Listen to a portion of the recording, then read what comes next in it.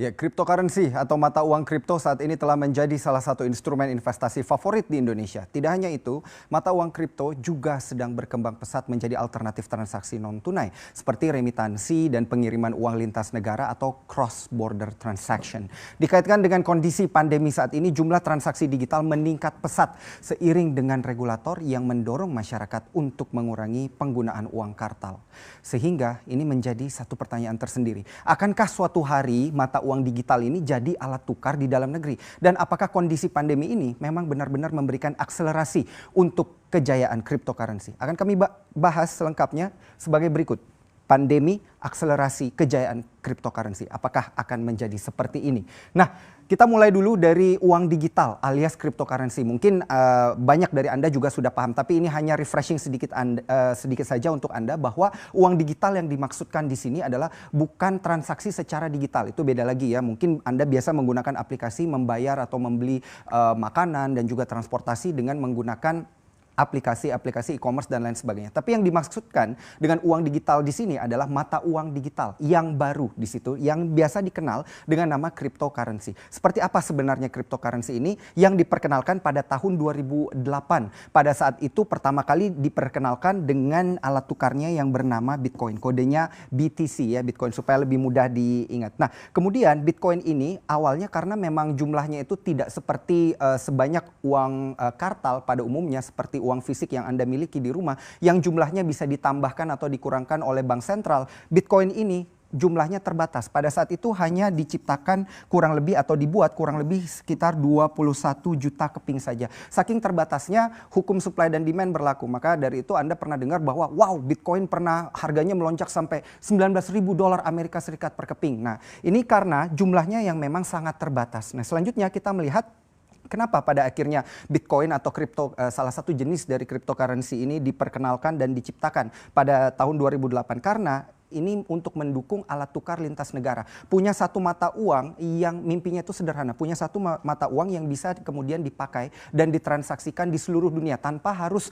pergi lagi ke money changer, tukar kiri, tukar kanan, ya, kemudian kena potongan, kena pajak dan lain sebagainya. Ya, itulah yang ingin di jalur distribusi yang ingin dihilangkan. Kemudian ternyata untuk cryptocurrency ini, Bitcoin dan teman-temannya, ya itu ditolak di beberapa bank sentral, termasuk tahun 2018 ditolak dengan tegas oleh Bank Indonesia. Karena memang berdasarkan undang-undang alat transaksi di dalam negeri yang diakui hanya rupiah saja. Jadi apapun di luar rupiah itu dianggap melanggar hukum. Nah, tidak hanya di Indonesia, beberapa bank sentral yang menolak hal ini ada People's Bank of China atau PBOC dan juga bank sentral yang berada di Rusia dan juga beberapa bank sentral yang ada di kawasan Eropa. Nah, kenapa seperti itu? Karena tentunya mata uang itu selama ini yang kita ketahui adalah harus memiliki dasar negaranya dari negara mana. Sedangkan Bitcoin ini tidak punya negara itu. Tidak ada dasar fundamental yang kuat terkait dengan hal itu. Dan kemudian apabila ditukar alat tukarnya akan menjadi satu disrupsi juga bagi mata uang yang sudah ada. Nanti nilainya malah menurun karena orang-orang pada pakai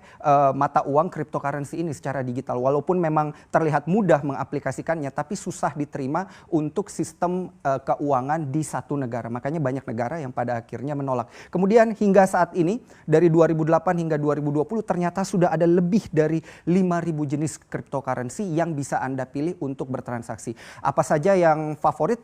Akan kita lihat pada slide yang selanjutnya. Di Indonesia ternyata ada kurang lebih ada 5 cryptocurrency yang sering ditransaksikan juga bagi para investor yang di dalam negeri dan juga global ya. Yang pertama tentunya ini Bitcoin karena market ranknya dia yang paling pertama dikenal oleh para investor, dia akhirnya mendapatkan peringkat pertama karena paling banyak ditransaksikan dan nilai market cap-nya di sini sekitar 169,39 miliar dolar Amerika Serikat. ROI-nya atau return of investment-nya kalau Anda bertransaksi dari awal pertama kali Bitcoin diciptakan hingga sekarang dan masih memegang Bitcoin tersebut, ROI-nya dikatakan bisa sampai 6.689% kenaikannya. Saat ini Bitcoin ditransaksikan di harga $9.208 per dolar Amerika Serikat per koinnya ya. Jadi bayangkan nilai yang dan juga jumlah uang yang harus Anda kumpulkan untuk satu koin tersebut. Nah, kemudian yang kedua ini ada jenis yang lain Ethereum yang fungsinya ini dari kelima ini fungsinya beda-beda ya. Ini hanya beberapa yang kami ambil sebagai contoh melalui market rank yang paling sering ditransaksikan oleh masyarakat dan juga dengan market cap yang cukup besar juga di sini.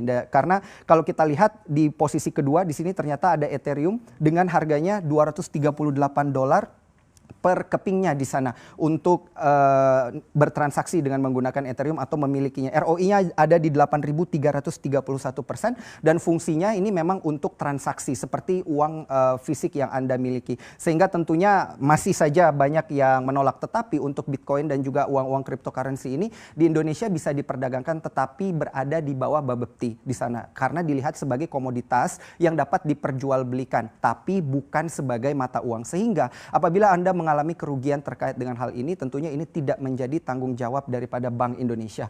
Kemudian kita lihat di sini ada Ripple dan kodenya XRP. Harganya memang cukup murah, mirip dengan Tether di sini yang kurang lebih harganya $1. Kenapa seperti itu? Karena fungsinya dari awal memang untuk sebagai alat ganti mata uang yang sudah Anda miliki selama ini dan juga nilainya tidak jauh berbeda dengan nilai dolar Amerika Serikat yang berjalan. Sama juga dengan rupiah token ini, ternyata di Indonesia juga sudah ada cryptocurrency buatan dalam negeri dan kemudian ditransaksikan dengan harga yang nilainya itu tidak jauh berbeda dengan rupiah berbanding dolar Amerika Serikat. Memang fungsinya arahnya ke sana untuk suatu hari mungkin bisa dijadikan satu pilihan untuk bertransaksi. Tapi kita nggak tahu ya kapan dan apakah disetujui apa enggak. Nah, kemudian ROI-nya di sini untuk yang Tether sendiri kurang lebih ada di 0,18%. Nah, di sini adalah beberapa yang ditransaksikan dan juga menjadi favorit global. Nanti untuk selengkapnya dapat Anda cari melalui website cryptomarketcap.com. Nah, kemudian untuk dasar pemikirannya sendiri di sini karena menjadi satu pertanyaan, apakah ini nanti di kala pandemi justru mempercepat penggunaan cryptocurrency? Nah, untuk Mark Carney sendiri selaku gubernur dari BOE atau Bank of England, Bank Sentral Inggris di sana mengatakan SHC. Nah, SHC. Nah, artinya di sini adalah synthetic hegemony currency. Artinya apakah dolar yang dikatakan sebagai hegemony currency yang dipergunakan oleh penduduk global saat ini nanti bisa digantikan dengan yang sintetik. Nah, menurut Mark Carney sendiri ini bisa diganti ya, bisa mengurangi pengaruh dominasi dolar Amerika Serikat pada perdagangan global. Jadi untuk mengurangi dominasinya saja karena ini menjadi dasar pemikiran kenapa pada akhirnya nanti harus menggunakan uang digital karena transaksi online ini sudah meroket arahnya memang ke sana. Yang kedua memang mau menurunkan dominasi dolar Amerika Serikat dan renminbi Cina di sana. Yang ketiga mengurangi potongan dan juga pajak. Yang keempat untuk biaya pembayaran retail yang lebih rendah. Jadi ketika Anda bertransaksi karena tidak ada pajak dan lain sebagainya tentunya biaya pembayaran retail jadi lebih rendah. Dan yang terakhir dikatakan fleksibilitasnya tinggi karena memang bisa sekali beli bisa dipergunakan langsung di beberapa negara ya. Ini menjadi menarik tapi memang Mark Carney tidak mengatakan bahwa yang bisa jadi SHC atau synthetic hegemony currency-nya adalah cryptocurrency. Jadi masih dipertimbangkan lagi nanti apa yang akan menjadi synthetic hegemony currency-nya. Nah, yang terakhir menjadi pertanyaan adalah apakah China yang akan menjadi negara pertama yang merilis yuan digital di sini karena memang kita sudah melihat dan media sudah mencium bau-baunya ya dari bulan April tahun 2020 di mana aplikasi Meitian di sini bekerja sama dengan PBOC dan juga TT Chuxing di China maksud kami. Satunya adalah aplikasi untuk mengirimkan makanan. Kalau di Amerika biasa contohnya kayak Grubhub. Kemudian ini TT Chuxing ini adalah salah satu aplikasi untuk transportasi di China.